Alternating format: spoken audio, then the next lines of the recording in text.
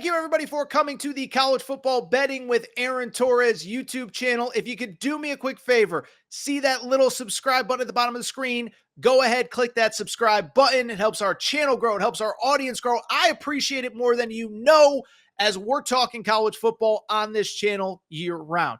Appreciate your support. Click that subscribe button. Clemson hosting LSU. LSU, the number 8 team in the country. Clemson, number 4.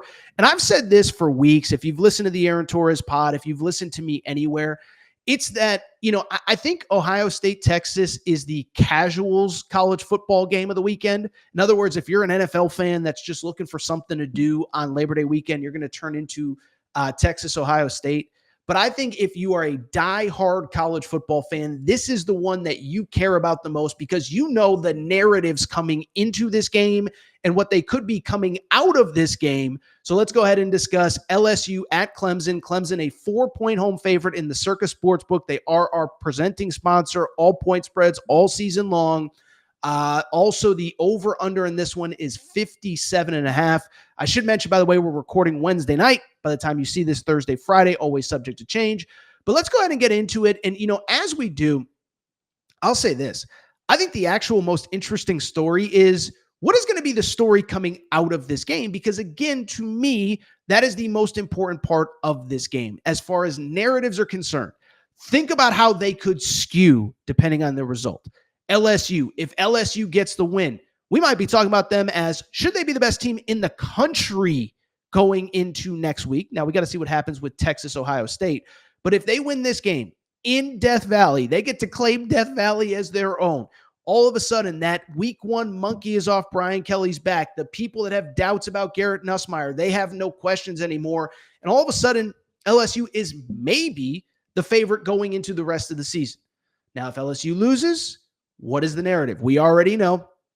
Brian Kelly now 0-4 in week 1 of his time at LSU. I think a lot of the questions of, is he the long-term answer, begin again. The schedule we know is thankless at Ole Miss, Florida at home, all before the end of September, not to mention at Bama, at Oklahoma, etc. And then from the Clemson side of things, listen, a win, I think very clearly puts Clemson in the short conversation, even at home, of teams that are good enough to win it all. I don't think a loss is nearly as crippling, but I will say, do they just become a good ACC team that can't compete at the highest levels?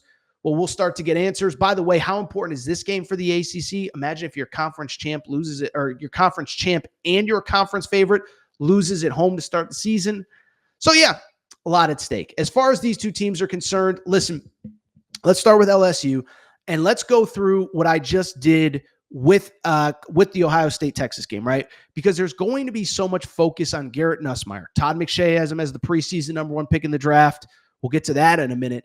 I don't think people are fully aware of everything that is new around him, right? Obviously, you talk about a situation where there are some returning pieces at the wide receiver position. Aaron Anderson is back.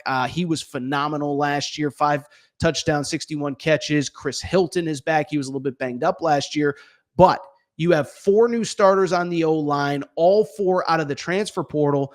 And then while you have a lot of talent at the wide receiver position, you do have a lot of new guys, right? Nick Anderson is in, coming off of 2 seasons ago where he was awesome at Oklahoma. You also have Berrien Brown coming in, looking for a fresh start after 3 years at Kentucky. So that's what's interesting to me about LSU.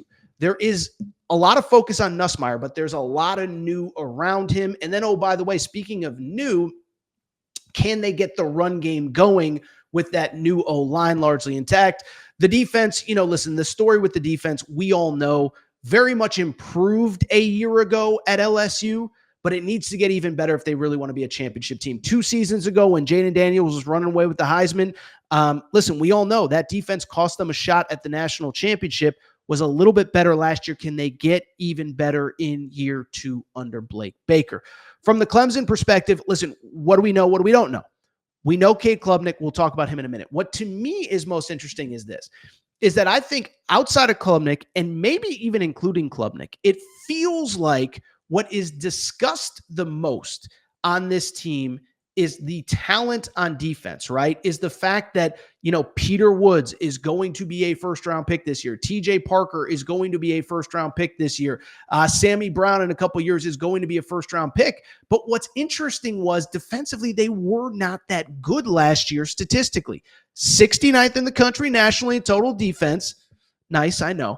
But not nice enough that they didn't get rid of Wes Goodwin and bring in Tom Allen as the new defensive coordinator.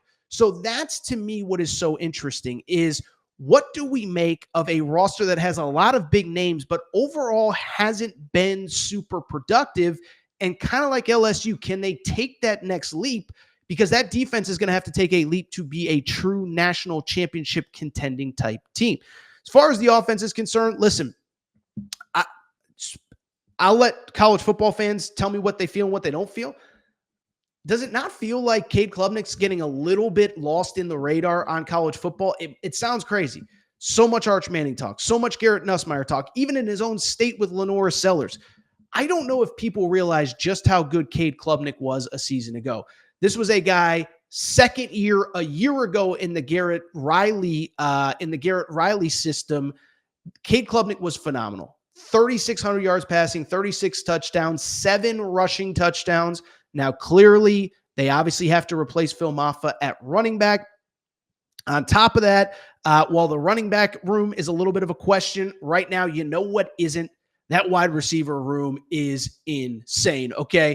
Antonio Williams, 75 catches a year ago. Bryant Wesco, 41 catches, 5 TDs as a freshman. TJ Moore, 45 catches, 5 TDs as a freshman. Tyler Brown coming back after missing most of last year with injury.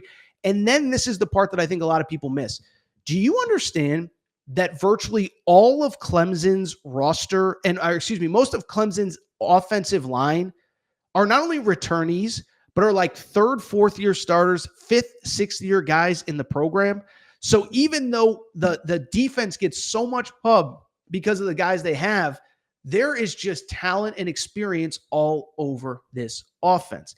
I'll say this too, as we get to the pick, before we even get to it, I think this is kind of an interesting kind of culture clash, right? And maybe I didn't even mention this enough off the top, is like, if Clemson wins this game, I think it's a huge indictment on retention, player development, whatever. LSU, they rush to the portal, a lot of different additions, a lot of new bodies, whatever.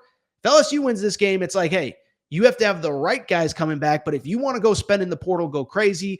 Let's go ahead and get to my pick, my official pick. If you've listened to the Aaron Torres pod and you heard my national championship and Heisman Trophy pick, you're probably not surprised. But the Circa Sports line in this game is Clemson -4. I have Clemson winning. I have Clemson covering the 4.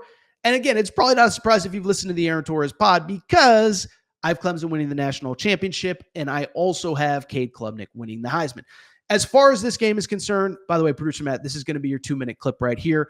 I think the narrative, I think the story is the quarterbacks. Listen, coming in, again, the great thing about week 1, there is no NFL, and you have so many people that don't regularly watch NFL that are going to tune in because they want to see, they want to know, how good is Arch Manning?